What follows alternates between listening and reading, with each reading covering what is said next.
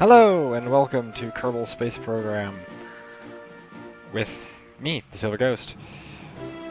Now, as the title suggests, I am an aerospace engineer, technically. So, we're going to go ahead and see if I can take my actual technical knowledge and apply it to a video game and make it all work. Odds are, no, probably not. But we'll see. It'll all work out, I'm sure. Okay, so we're going to start new. Career mode. Okay, so there's 3 modes in this game. There's Sandbox, which is literally you do whatever you want. There's Science, which is science. Basically, you have a government providing you infinite funding in the background. I like Science mode.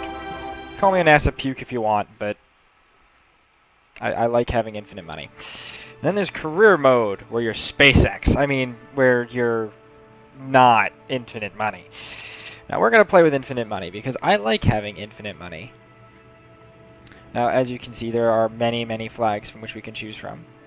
The retro is always kind of cool, but let's take a look. Winter Owl looks cool.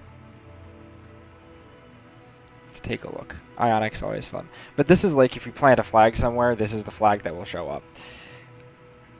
NASA feel like that's gonna bring down curses upon some of our astronauts, specifically during re-entries. Let's go with retro, because I think retro looks pretty cool. But I'm not good at picking things. Nobody's in the stream yet, so can't yell at the chat and be like, pick one! Actually, let's do Winter Owl, because Winter Owl looks cool. Or, you know, it can ignore me. Except, there we go. Name. Stream. There we go. Difficulty. Okay, now here's where everything gets kind of funky. Because this is where we get to pick things. Enable comm network. Absolutely. Science rewards. 100%. Okay. Not any harder or more difficult. Respawn missing crews. No. If they die, they're dead. Reverting, yes. Reverting is good. Indestructible facilities, doesn't really matter. Auto hire crew members, not really important. Include stock vehicles, again, not really critical. Everything else is fine. Reentry heating 100%, research about 100%. So I'm guessing these are equivalent to what it actually would be. I think with your heating it is anyway. Alright, advanced. Kerbal experience.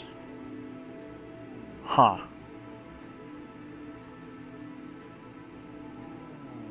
Well, let's do pressure limits. G limits. Kerbal G limits. Kerbal G force tolerance 1. Parts do upgrade, yes. Research transfer, evades cross-feed rules. No, let's ignore that. Probes require a signal for any control rather than going to partial control. When lacking a signal, they do need a signal for control. Plasma blackout. Enable comm links weakening going down when the link goes through atmospheric plasma. That makes sense, because we wanted this to be... I'm going for as realistic as I can make it without being, like, impossible. Like, we're ignoring Kerbal experience, for example. Well...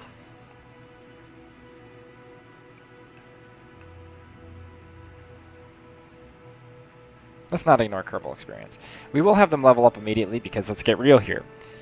If I'm in space and I learn how to work a screwdriver, I'm not going to forget that until I land on the ground. I'm going to always know how to work the screwdriver. I would think. Extra ground stations. Enables a full set of ground stations for the Deep Space Network, not just Kerbal Space Center. That doesn't sound fun. Let's have a communications network. Yeah! Oscillation modifier, atmosphere. Multiplier applies the effective size of objects that can include antennas used for objects with atmospheres. No, this actually doesn't make sense. These both should be at 1. Because you can't transmit through an object. That's not how physics works. Now, atmospheres, you can get away with a little bit, because you can kind of curve it, make because that's how AM radio, you can pick up, like, let's say you're in Alabama, you can pick up AM radio from New York, because it bounces off the ionosphere, same concept. Well, I guess in that case, that one makes sense to be down at, like, 0.9, but let's leave it like that. Strength of Deep Space Network, range, this is all fine. Okay, so we're doing this the hard way, kids. Basic. Yeah, this is definitely the hard way of doing it, just with acceptable amounts of science. Accept. Okay. On the way!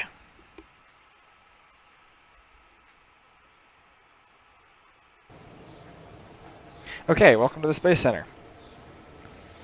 Nice to meet you. I'm Gene Kerman, the flight director, and I'm going to never see you again. Goodbye. Alright, so this is the Space Center. Now, since we're playing in science mode, we have unlimited funds, which means everything is already all the way built. Huzzah!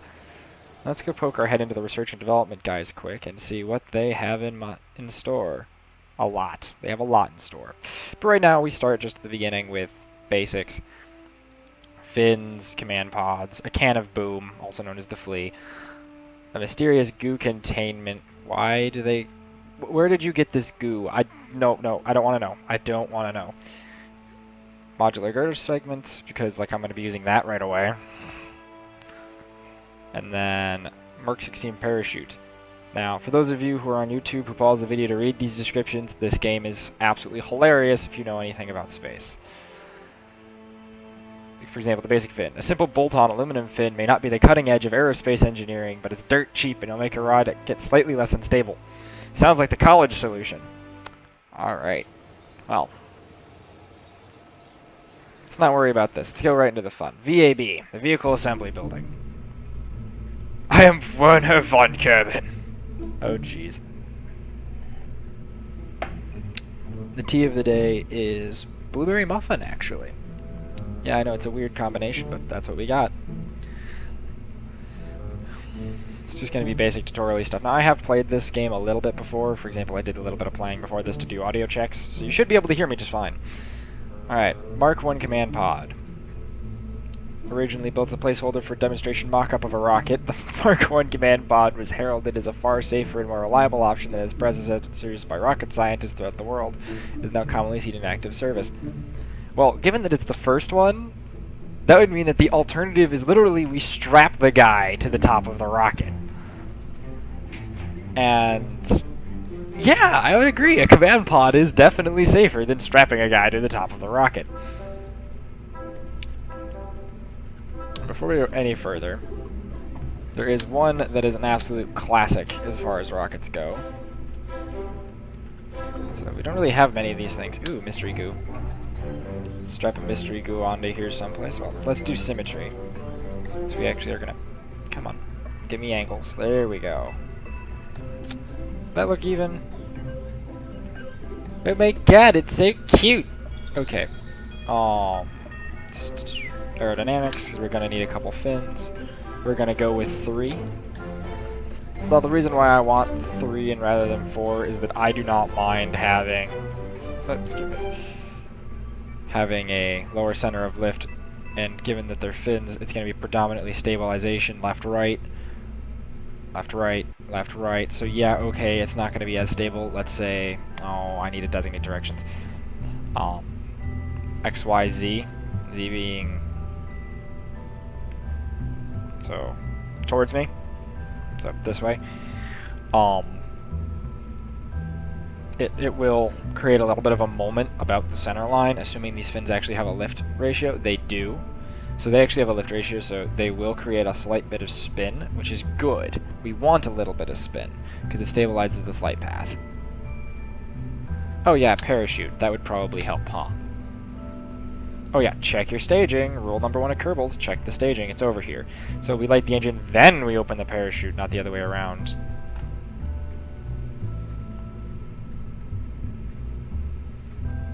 Untitled spacecraft. Well, let's turn off all the extra crap. Oh, yes. We're going to be going... Well, every force has an equal and opposite reaction. Newton's third, I believe. So, down. Therefore, we go up. Very good plan. Since up is the direction we want to be going in. Alright, untitled spacecraft. Now, as is my tradition in this game, the can of boom. Mark 1. Or can of boom 1. Probably don't need the mark, just can of boom 1 will be adequate. Enter ship description.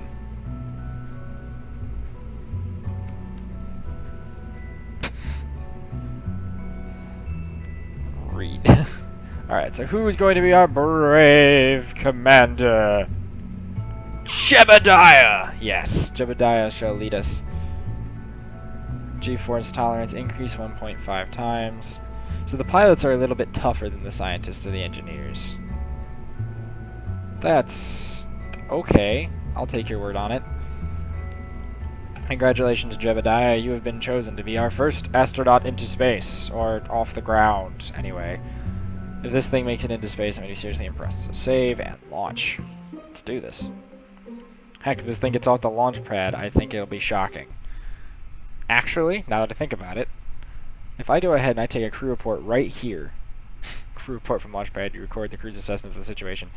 This is actually from the launch pad, which means I can get science from just sitting here. The crew doesn't seem to be doing much right now. Yeah, I can imagine. Keep that.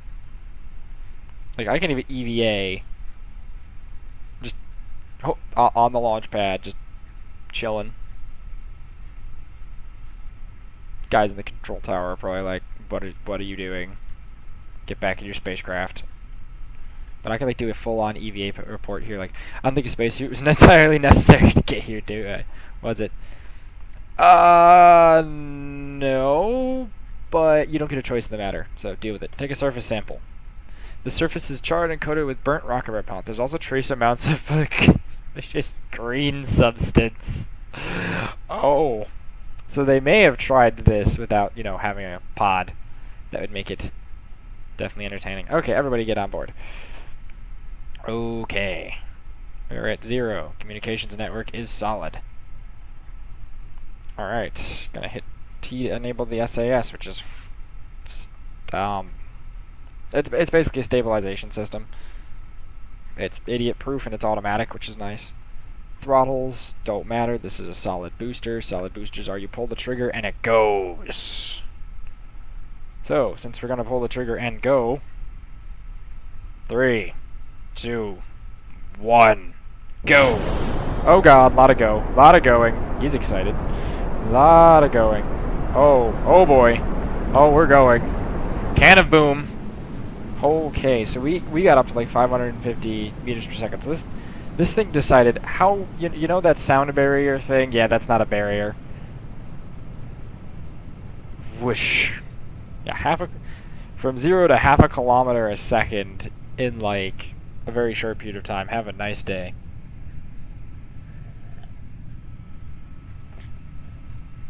Alright, let's turn off the SAS at this point so we start having the aero effects that matter. Spin. Okay, so the reason why I have any kind of lateral control is that there's a set of wheels. Reaction wheels are what they're called. They're basically gimbals in the pot. Okay, let's throw open that parachute at this point so that we're not, you know, dead. Also, let's go ahead and observe the mystery goo on our way down. I'll flatten curb it jiggles and wobbles across spacecraft lines. Well, yeah, I would expect as much.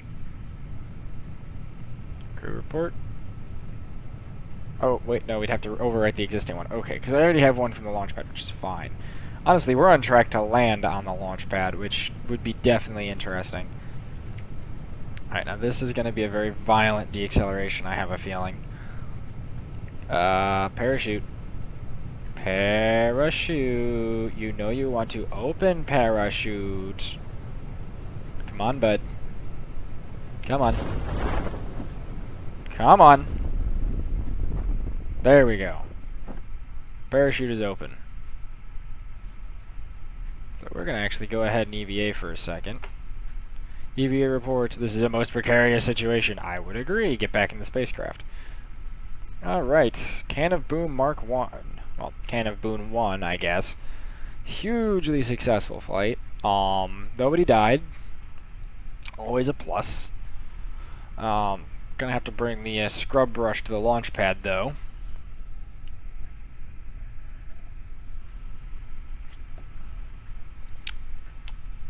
Oh, it's Winter Owl backwards. I'm like, we've been invaded! No, we're good. Alright. Honestly, this would be almost a completely reusable spacecraft. Very successful. Recover vessel.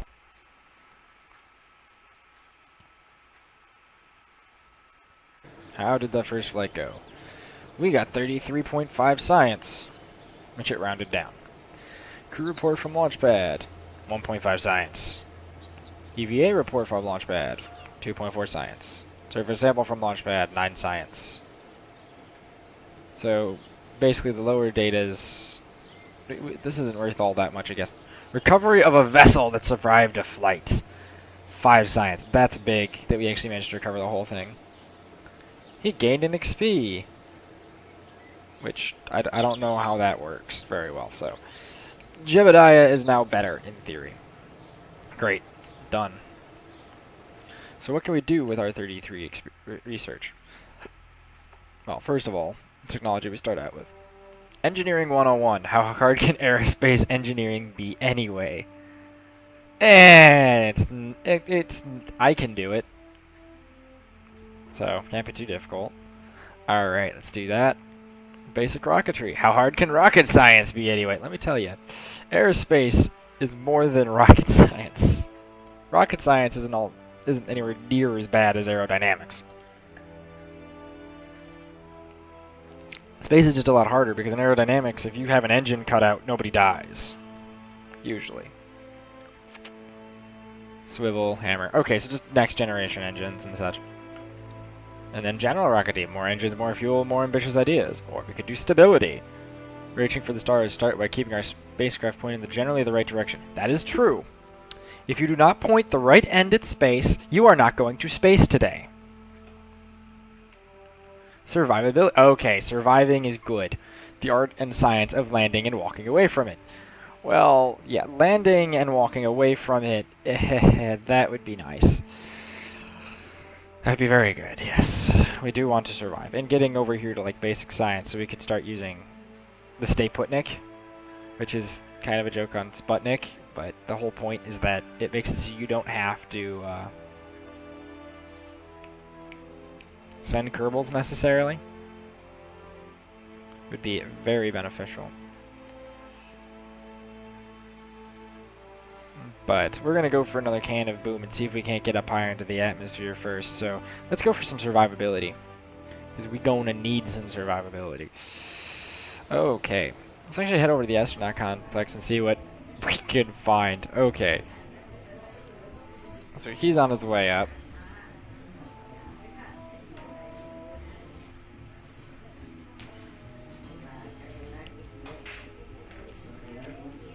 And there are these guys who...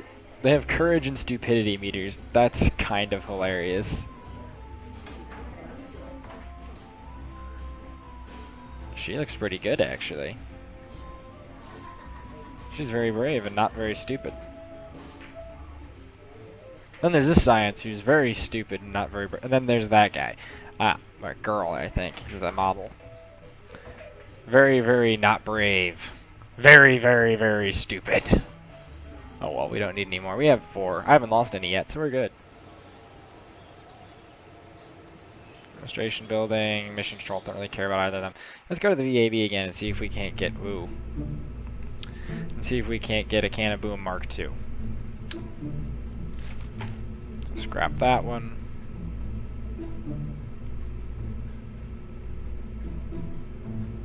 Science. Let's move the mystery goo up to the command pod. It's going to screw with the aerodynamics like a lot, because now you have a, instead of a nice smooth pointed object, you have a pointed object with a round thing on it, which is less than optimal. But we're going to put some sensors on this, because the big advantage here is that then I can put a heat shield on the bottom. Go over here to coupling, get a stack decoupler. Strap it on something like that, or no, maybe like that. So you have the protection layer for the heat shield, just in case something decides it wants to go crunch. We have a little bit of a gap in there to work with. Now there's the hammer solid fuel booster. So this one was good. This one is bigger and actually more fuel efficient if we look at ISP. So what ISP is it's basically miles per gallon does space. But it describes a ratio between amount of fuel burned and thrust produced, or yeah, newtons of force produced.